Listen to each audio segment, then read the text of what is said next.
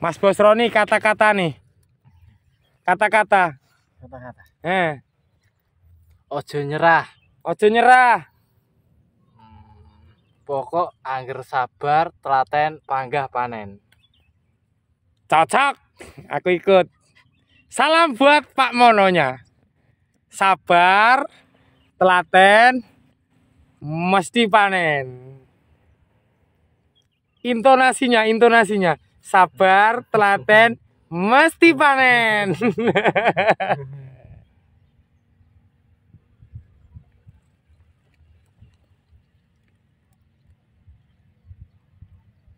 Assalamualaikum warahmatullahi wabarakatuh. Salam sejahtera buat kita semua sobat bocah belajar tani.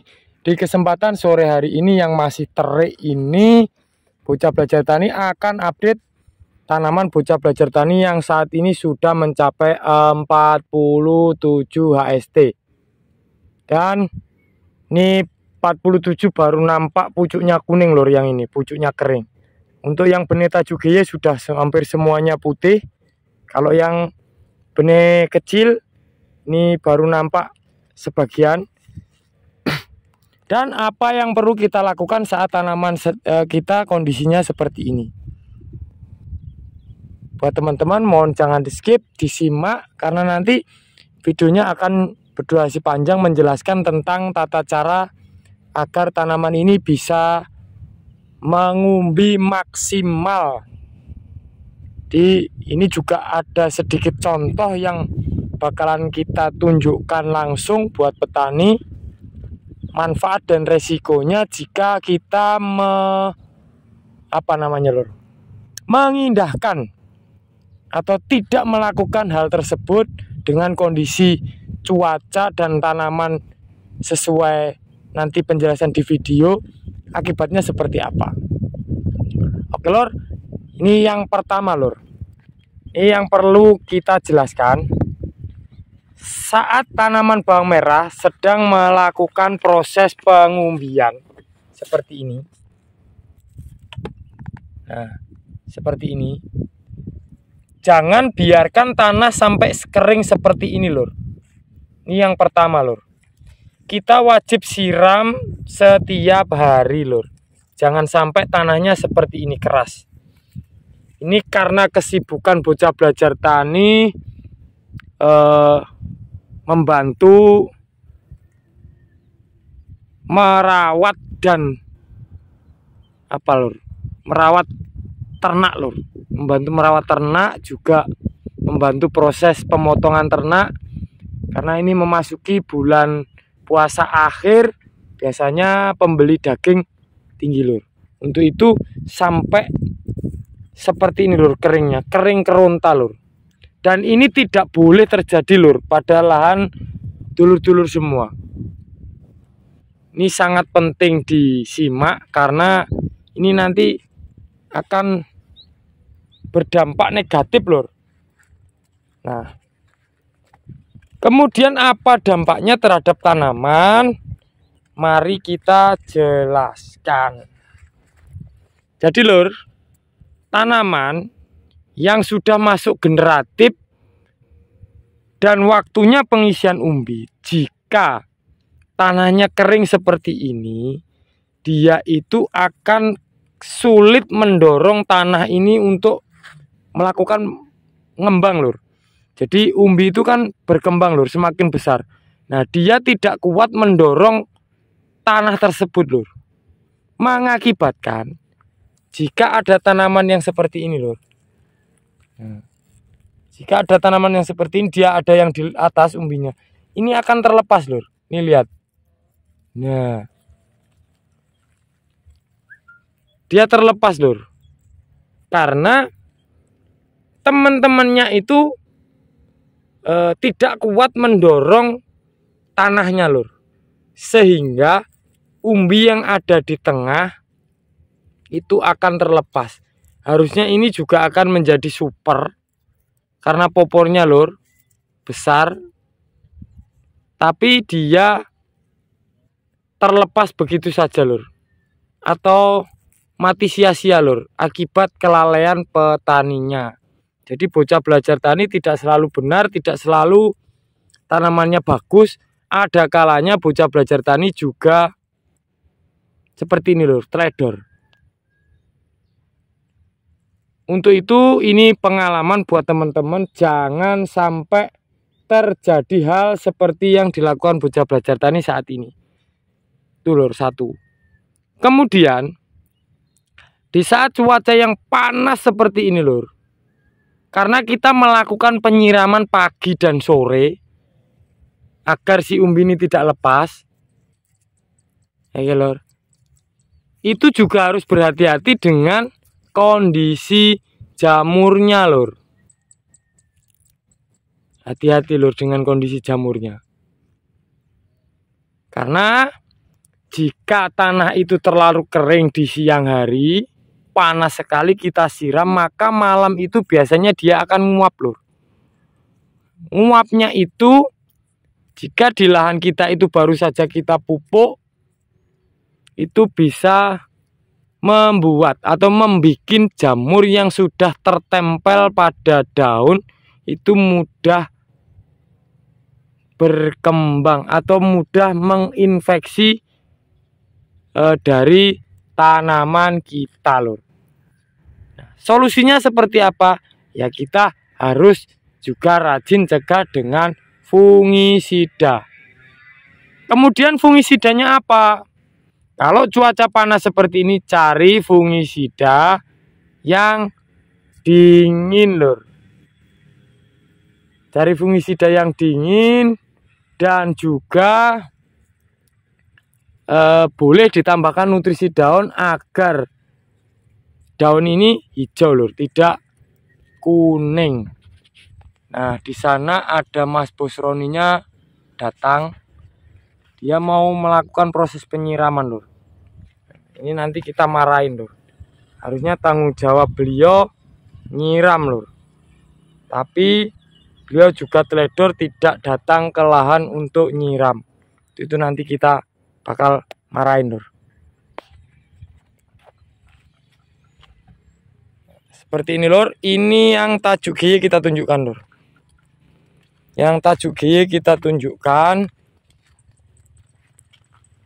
Ini yang GY lur. Ini yang tajuk GY. Nah, ini seperti ini, awas ini lur. Ini pada lepas ini nanti. Ini yang tajuk GY lur. Usia 47. Kondisinya kering keronta seperti ini lur. Alhamdulillahnya daunnya ini tebal dan segar lur. Jadi tidak terlalu layu. Ini kalau daunnya ini lemes, ini bisa wassalam lur ini. Kalau ukuran umbi rata-rata super. Kalau ukuran umbi, mau yang di pinggir, yang di tengah juga sama super. Ini yang di dalam seperti ini juga umbinya besar lur. Nah, ciri khas lahan di tempat bocah belajar tani, kalau umbinya itu tertimbun, itu nanti memang dia agak sedikit lonjong dikit lur. Tapi rendemannya atau bobotnya lebih berat.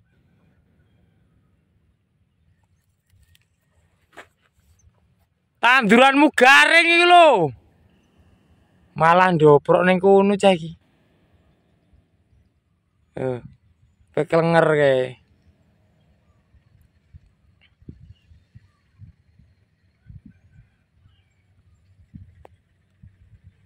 Oke lor. Beliaunya sedang siam lor atau puasa.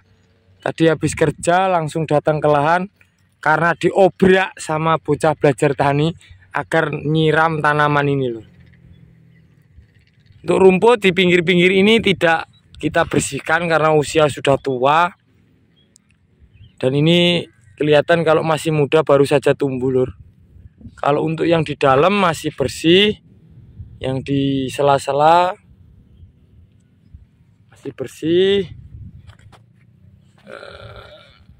Untuk ukuran bawang merahnya ya lumayan lah lur. Ini yang benih tajuk GY. Oke lor, kita lanjut.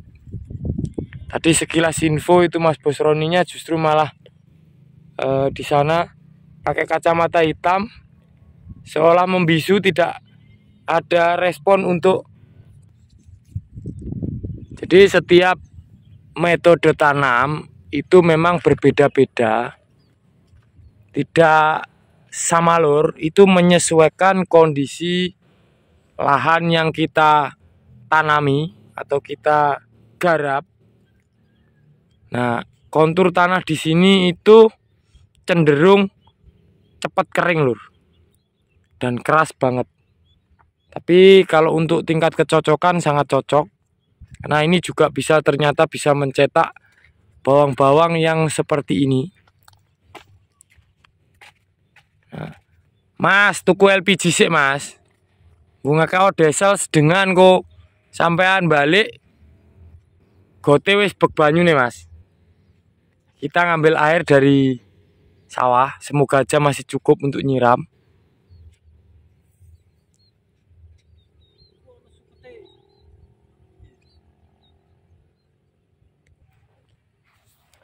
Nah, seperti ini contoh-contoh petani yang sudah melakukan kesalahan tapi hanya berdiam diri termenung. Tadi pagi sudah diperingatkan untuk siram. Sibuk guys. Tapi karena sibuk guys, akhirnya tanamannya pada copot. Nah, kalau perkembangan dari umbi itu nih kelihatan nih. Nah, sorry, biar fokus dulu. Nah, dia mecah-mecah seperti itu, maksudnya itu berkembang, semakin membesar.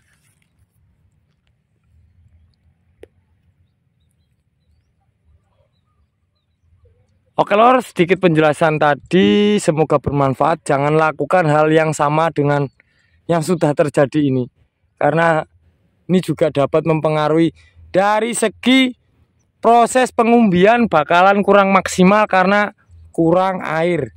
Kemudian juga banyak umbi yang lepas akibat tidak kuat mendorong tanahnya.